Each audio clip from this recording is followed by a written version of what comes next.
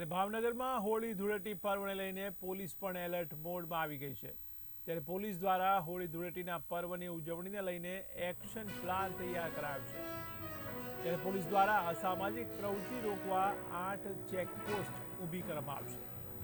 ત્યારે શહેરમાં કાયદો વ્યવસ્થા જળવાઈ રહે તે માટે પોલીસ પણ હવે સજ્જ બની છે। ત્યારે પીઆઈ, પીએસઆઈ અને પોલીસ કર્મીઓ સહિત જીઆરડી જવાનોનો બંદોબસ્ત પણ ગોઠવવામાં આવી રહ્યો છે। ત્યારે રાહદારીઓને ખલેલ ન પહોંચાડવા માટે પોલીસ તંત્રની અપીલ કરવામાં આવી છે। તો મહત્વના સમાચાર ભાવનગરથી। ત્યારે ભાવનગરમાં હોળી ધૂળેટી પર્વને લઈને પોલીસ પણ હવે એલર્ટ મોડમાં આવી ગઈ છે। ત્યારે પોલીસ દ્વારા હોળી ધૂળેટીના પર્વની ઉજવણીને લઈને એક્શન પ્લાન તૈયાર કરાયો।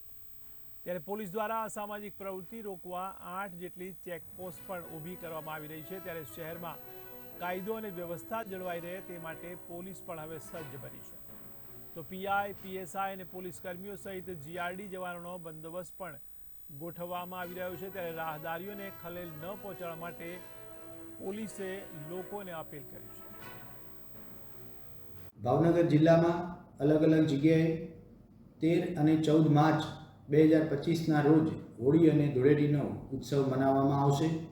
કાયદો અને વ્યવસ્થાની પરિસ્થિતિ જળવાઈ રહે, કોઈપણ પ્રકારનો અનિચ્છનીય બનાવ ન બને એ માટે 21 જેટલા પોલીસ ઇન્સ્પેક્ટર, 32 જેટલા પોલીસ સબ ઇન્સ્પેક્ટર અને 450થી પણ વધુ પોલીસના કર્મચારીઓ આ બંદોબસ્તમાં તૈનાત રહેવાના છે। સાથે સાથે હોમગાર્ડ અને જીઆરડી 550થી પણ વધુ આ બંદોબસ્તમાં ઉપયોગમાં લેવામાં આવનાર છે। પોલીસ સ્ટેશન ખાતે અને ભાવનગર શહેર ખાતે એક ક્યુઆરટીની ટીમ તૈનાત રાખવામાં આવશે। ખાસ કરી local crime branch, special operation group અને પેરોલ ફરલોની પણ ટીમ બંદોબસ્તમાં હાજર રહેનાર છે।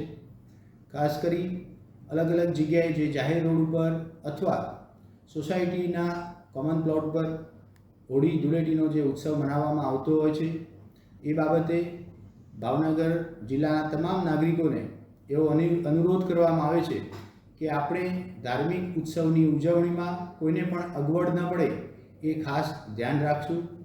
આ તબક્કે ભાવનગર શહેર અને જિલ્લામાં 8 જગ્યાએ ઇન્ટર ડિસ્ટ્રિક્ટ ચેકપોસ્ટનું પણ આયોજન કરવામાં આવેલું છે। ભાવનગર જિલ્લા પોલીસ તરફથી ભાવનગર જિલ્લાના તમામ નાગરિકોને હોળી અને ધૂળેટીની ખૂબ ખૂબ શુભકામનાઓ પાઠવવામાં આવે છે।